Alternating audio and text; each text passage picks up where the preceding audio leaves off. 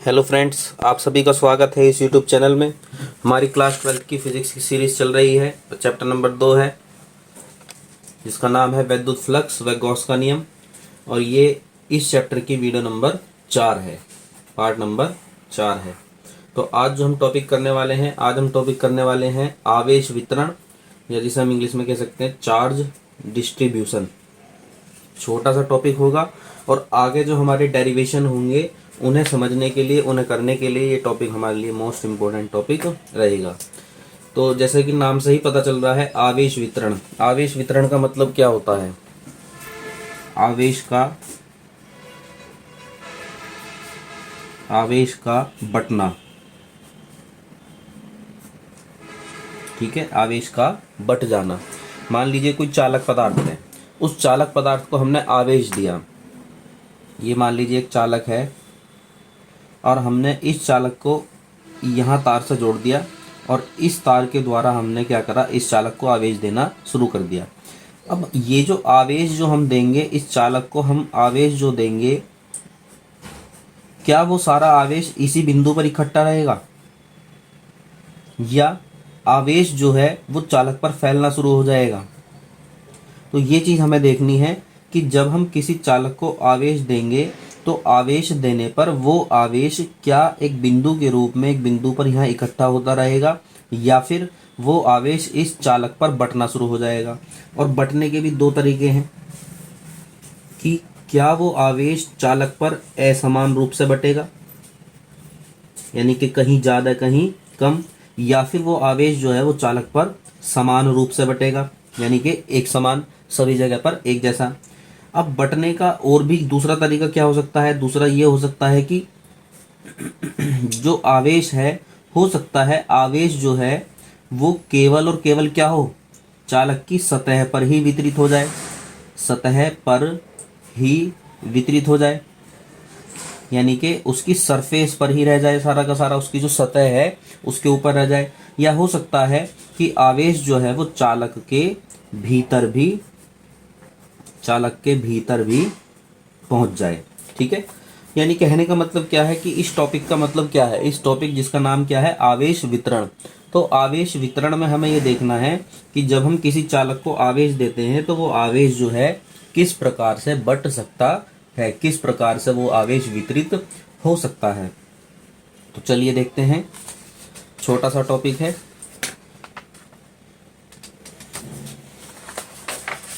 तो देखिए, आवेश वितरण जो है वो मुख्य रूप से 3 प्रकार का होता है।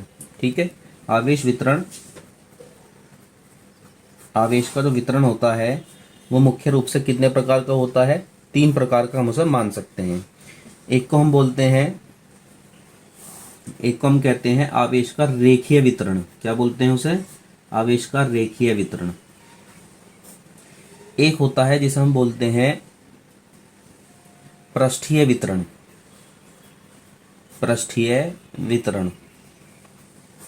और एक होता है जिसको हम कह सकते हैं आयतनिक वितरण, आयतनिक वितरण। अर्थ इनके बिल्कुल स्पष्ट हो रहे होंगे आपको। रेखीय वितरण का मतलब क्या है कि आवेश जब एक रेखा के अनुसार वितरित होता चला जाए। क्या हो? आवेश जब एक रेखा के अनुसार वितरित हो। किसके अनुसार वितरित हो? रेखा के अनुसार जब आवेश वितरित होता है तो उसे हम बोलते हैं रेखीय वितरण। जैसे कि मान लीजिए कोई तार है, मान लीजिए कि एक तार है। ठीक है, अब देखिए इस तार में ज्यादा क्या होगा, लंबाई ही तो है। इस तार में मोटाई बहुत सूक्ष्म होगी, चौड़ाई इस तार की जो होगी वो बहुत सूक्ष्म होगी, बहुत छोटी सी पतली सी चौड़ाई होगी। तो इस तार के अंदर मुख्य रूप से जो चीज है वो क्या है? लंबाई है। अगर हम इस तार को यहाँ से आवेश देते हैं तो वो आवेश क्या होगा? वो आवेश इसकी लंबाई के अनुसार वितरित होता चला जाएगा। क्या होगा? इसकी लंबाई के अनुसार वितरित होता चला जाएगा। ठीक है, तो जब आवेश किसी चालक की लंबाई के अनुसार वितरित हो, किसके अनुसार वितरित हो? चालक की लंबाई के अनुसार वितरित हो, तो इस स्थिति को हम बोलते हैं रेखीय वितरण। दूसरा है पृष्ठीय वितरण या सरफेस डिस्ट्रीब्यूशन। पृष्ठीय वितरण का मतलब क्या है कि जब चालक पर आवेश उसके पृष्ठ के अनुसार वितरित हो जाए। क्या हो जाए? पृष्ठ के अनुसार वितरित हो। देखते हैं एग्जाम्पल के तौर पे, जैसे मान लीजिए कि हमारे पास ये एक बॉक्स है, हम इसे आवेश देते हैं, ठीक है। और आवेश क्या है कि इसकी सरफेस पर, यहाँ ये सरफेस है, यहाँ ये सरफेस, ये सरफेस, इसकी जो सरफेस है, इसका जो पृष्ठ है, इसके पूरे पृष्ठ पर फैल जाए। क्या हो जाए? इसके पूरे पृष्ठ पर फैल जाए।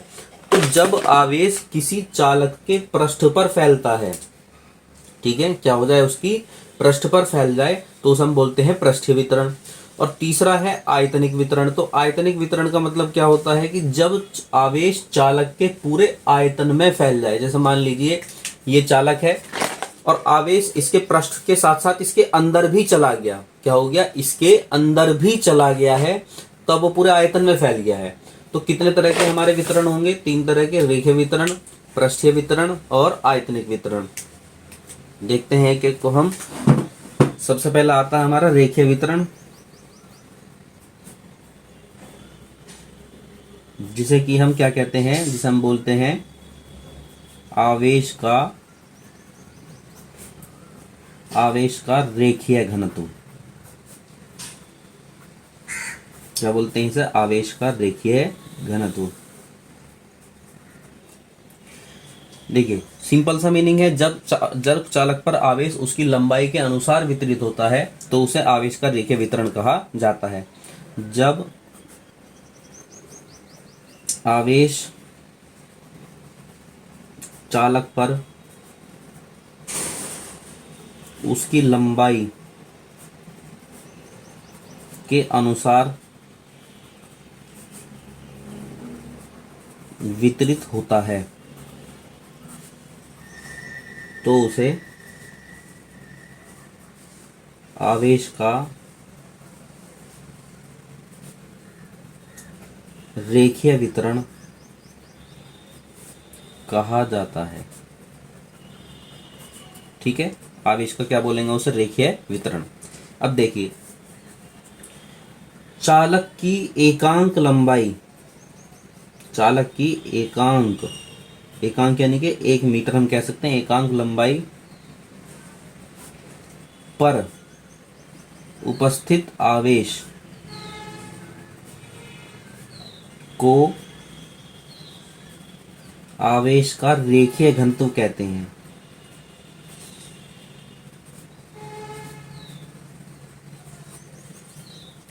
इसे लैम्ब्डा से प्रदर्शित करते हैं।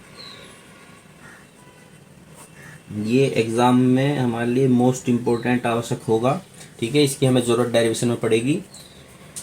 तो रेखीय वितरण तो समझ में आ गया होगा कि चालक के आवेश क्या हुआ? चालक की लंबाई के अनुसार वितरित हो गया। अब एकांक लंबाई पर यानी कि 1 मीटर लंबाई पर, ठीक है, एकांक लंबाई यानी कि 1 मीटर लंबाई पर जितना आवेश आया होगा, 1 मीटर लंबाई पर जितना आवेश आया होगा उसी को हम बोलेंगे आवेश का रेखीय घनत्व। क्या बोलेंगे उसे? आवेश का रेखीय घनत्व। और इसे प्रदर्शित करेंगे हम लोग लैम्ब्डा से। तो रेखीय घनत्व का मतलब क्या है कि भाई एकांक लंबाई पे हमें देखना है कि कितना आवेश आया है। एकांक लंबाई का मतलब क्या है? 1 मीटर लंबाई पर आवेश कितना आया होगा, उसी को हम बोलेंगे रेखीय घनत्व। और रेखीय घनत्व का जो फॉर्मूला होगा, क्या फॉर्मूला होगा रेखीय घनत्व का? फॉर्मूला, रेखीय घनत्व का फॉर्मूला बनेगा रेखीय घनत्व लैम्ब्डा इज इक्वल टू आवेश बटे लंबाई। ठीक है, मात्रक और विमा बहुत स्पष्ट आसान है। मात्रक आप खुद ही लिख सकते हैं। आवेश का मात्रक हो गया कूलाम और लंबाई का मात्रक क्या हो जाएगा? मीटर। तो इसका मात्रक क्या हो गया? Coulomb upon metre. यदि हम विमा देखें तो इसकी विमा क्या होगी? कूलाम की विमा क्या होती है? AT। और लंबाई की विमा क्या होती है? L। तो क्या बन जाएगा? LTA।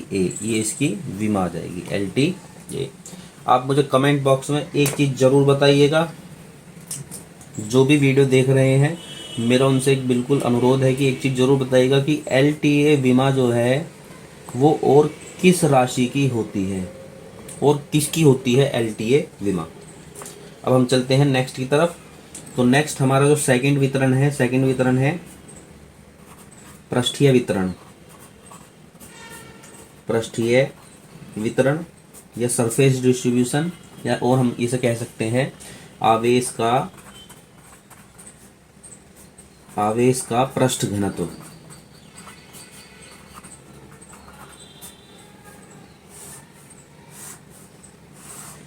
इसका मतलब क्या है? इसका मतलब यह है कि जब आवेश चालक की केवल और केवल सरफेस पर फैल जाए, जब आवेश, जब दिया गया आवेश चालक की केवल सतह पर वितरित होता है, सतह पर वितरित होता है, तो इसे आवेश का पृष्ठीय वितरण कहा जाता है। यानी कि आवेश केवल और केवल कहाँ डिस्ट्रीब्यूट हुआ? सरफेस पर हुआ, उसके पृष्ठ पर हुआ। और पृष्ठ का मतलब क्या हुआ? पृष्ठ का मतलब ये हुआ, सतह का मतलब ये हुआ कि भाई वो क्षेत्रफल पर बट गया। क्या हो गया? क्षेत्रफल पर बट गया। ठीक है, समझ लीजिए कि मान लीजिए ये हमारे पास चालक ही है, अब आवेश हमने दिया, अब आवेश इसके सरफेस पे फैल गया, और इस सरफेस का क्या है? क्षेत्रफल ही तो है। इस सरफेस में लंबाई भी है, इस सरफेस में चौड़ाई भी है, और जब लंबाई और चौड़ाई दोनों चीजें होती हैं तो वहां क्या होता है? क्षेत्रफल होता है। तो जो आवेश हमने दिया वो कहाँ बट गया? सतह पर, और सतह का क्या होता है? क्षेत्रफल होता है। इसका मतलब ये हुआ। अब हम देखते हैं अगली बात कि पृष्ठ के एकांक क्षेत्रफल, पृष्ठ के एकांक क्षेत्रफल पर वितरित आवेश को पृष्ठीय घनत्व कहा जाता है।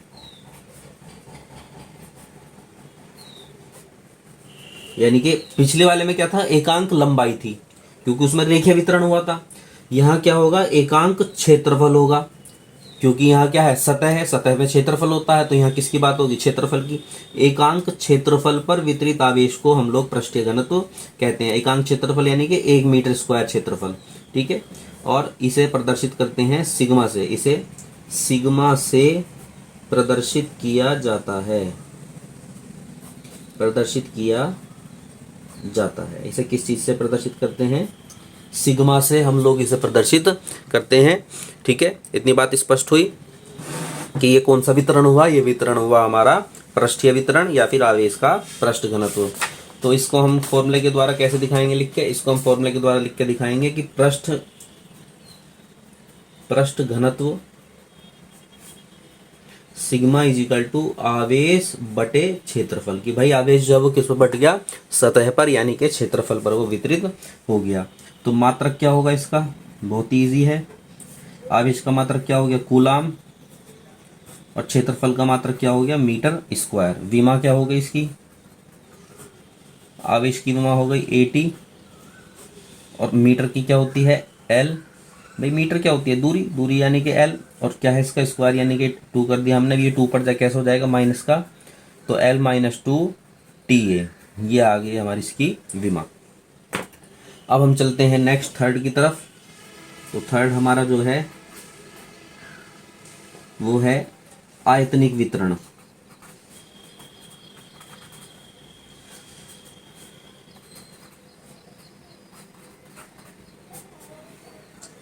या हम इसे कह सकते हैं आवेश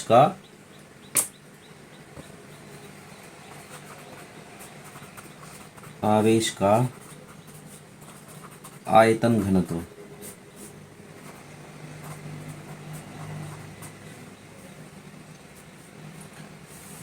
तो डेफिनेशन आप इसकी खुद लिख लीजिएगा कि जब दिया गया आवेश चालक के पूरे आयतन में वितरित होता है। क्या होगा? जब दिया गया आवेश